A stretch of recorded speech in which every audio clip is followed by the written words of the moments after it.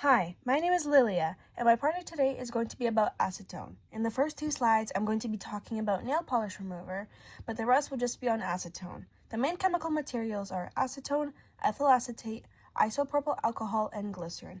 Fragrances and additives are optional. Most of the material have the same purpose, which is dissolving the polish, but isopropyl alcohol dissolves bacteria as well. The glycerin is used for keeping in moisture to not dry the skin out. There have been claims that the acetone in nail polish removers is to harden the skin. As an alternative, companies have created nail polish removers with just ethyl acetate. It is a lot softer on the skin and the nail bed, leaving the nail more hydrated. But is ethyl acetate nail polish remover better at removing nail polish than the ones with acetone? No. The non-acetone remover is actually less effective than the one with acetone when it comes to removing polish. On top of that, it also removes oils from the nail to instantly prepare it for the next polish. Even though ethyl acetate is considered healthier for your nails, acetone remover is preferred because it removes the polish faster and more effectively. In some cases, acetone can be reused, but that's only if it's uncontaminated.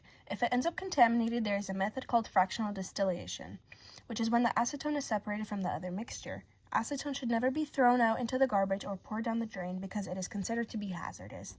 To properly dispose acetone, store it in a strongly sealed container and take it to a disposal facility. Acetone is colorless with a sweet, distinct odor that is completely miscible with water and alcohol. It has a boiling point of 56.05 degrees Celsius and a melting point of negative 94.8 degrees Celsius. Acetone is an explosion hazard as it is highly flammable. It can dissolve pens and other plastics. When acetone is being made or is used in products such as paint, it tends to be released into the air, which contributes to pollution. If it isn't properly disposed, it can contaminate the soil where it is degraded within days.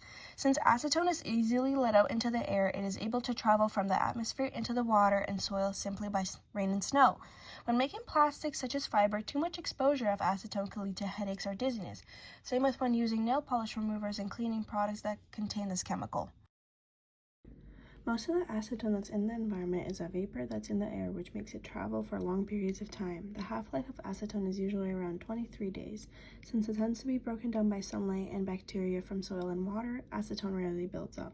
When the acetone's life is coming to an end, it begins by quickly degrading into small compounds like methane, so it doesn't persist into the environment. This happens through the process of photolysis. It starts up with the light being absorbed between the ranges of 100 to 400 nanometers, which creates strong energy to break the chemical bonds. Acetone is one of the most common solvents in the world. Because of that, it tends to be used in pharmaceuticals. It is mainly used to create a more stable density in pill and liquid form medicine, which is mandatory for the medicine's effectiveness. Without acetone, it would be much harder to identify the density of the medication, which could result in one pill being stronger than the other. In cosmetics, acetone is used as a nail polish remover. It completely removes the nail polish off of the nail beds and leaves it severely dehydrated, preparing it for the next polish.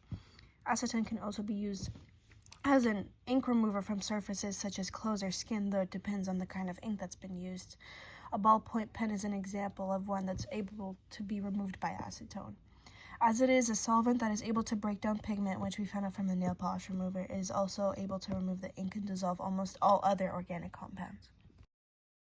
And that is it for my presentation. Thank you so much for listening.